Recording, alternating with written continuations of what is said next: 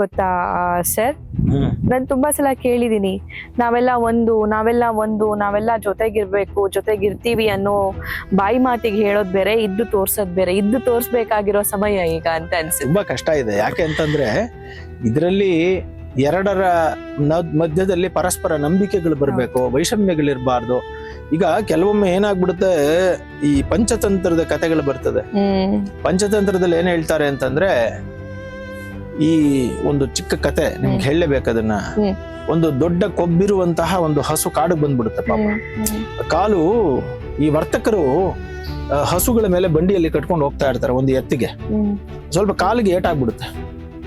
ಅದ್ ಇನ್ನು ಪ್ರಯೋಜನ ಇಲ್ಲ ಅಂತ ಬಿಟ್ಬಿಟ್ಟು ಹೊಟ್ಟೋಗ್ತಾರೆ ಕಾಡಲ್ಲಿ.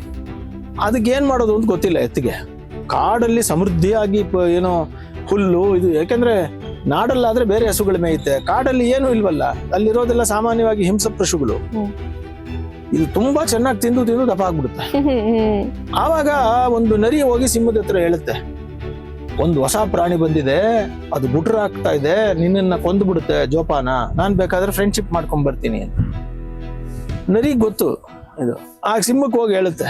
ಆಗ ಸಿಂಹ, ಹೌದಾ, ಅದಷ್ಟೊಂದು ದೊಡ್ಡ ಪ್ರಾಣ, ಆಯ್ತು ಇನ್ಮೇಲೆ ಫ್ರೆಂಡ್ಶಿಪ್ ಇಟ್ಕೊಂಡ್ಬಿಡೋಣ, ಗಲಾಟೆ ಮಾಡೋದು ಬೇಡ. ಇದು ಬಂದು ಎತ್ತತ್ರ ಬರುತ್ತೆ.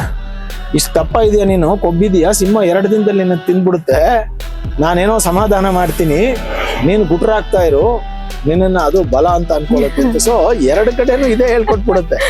ಕಡೆಗೆ ಒಂದಿನ ಕೋಪ ಬಂದು ಸಿಂಹಕ್ಕೆ ಎತ್ತು ನಿಮ್ಮನ್ನು ಬೈತಿದೆ ಅಂತ ಹೇಳ್ಬಿಟ್ಟು ಎತ್ತನ್ನು ತಿನ್ಸುತ್ತೆ ಅಂತ ಒಂದು ಕತೆ. ಅಂದ್ರೆ ಏನ್ ಅರ್ಥ ಇದರಲ್ಲಿ ಅಂತಂದ್ರೆ, ನರಿಯಂತಹ ಜನಗಳಿದ್ದಾಗ ಎಂತಹ ಸೌಹಾರ್ದತೆ ಇದ್ರೂ ಅದನ್ನ ಹಾಳು ಮಾಡ್ಬಿಡ್ತಾರೆ. ಸೊ ಹಾಗಾಗಿ ಮೊದಲು ನಾವು ಮಾಡ್ಬೇಕಾಗಿರೋದೇನು ಅಂತಂದ್ರೆ, ಯಾವುದೇ ವಿಚಾರಗಳು ಪರಸ್ಪರ ಭೇದಗಳು ಬಂದಾಗ ಯಾರಿಗೆ ಭೇದ ಬಂದಿದೆಯೋ ಅವರವರೇ ಅದನ್ನ ಮಾತಾಡ್ಬೇಕು. ಇವಾಗ ಯಾವುದೋ ಒಬ್ರು ನಿಮ್ ಬಗ್ಗೆ ಏನೋ ನನಗೆ ಹೇಳಿದ್ರು, ನನ್ ಬಗ್ಗೆ ನಿಮ್ಗೆ ಹೇಳಿದ್ರು ಅಂದ್ರೆ ಅರ್ಥ ಇಲ್ಲ. ನಮ್ ಬಗ್ಗೆ ನಾವು ಮಾತಾಡ್ಕೋಬೇಕೇ ಹೊರತು ಇನ್ನೊಬ್ರು ಮಾತಾಡಕ್ ಆಗಲ್ಲ. ತುಂಬಾ ಪ್ರಸ್ತುತ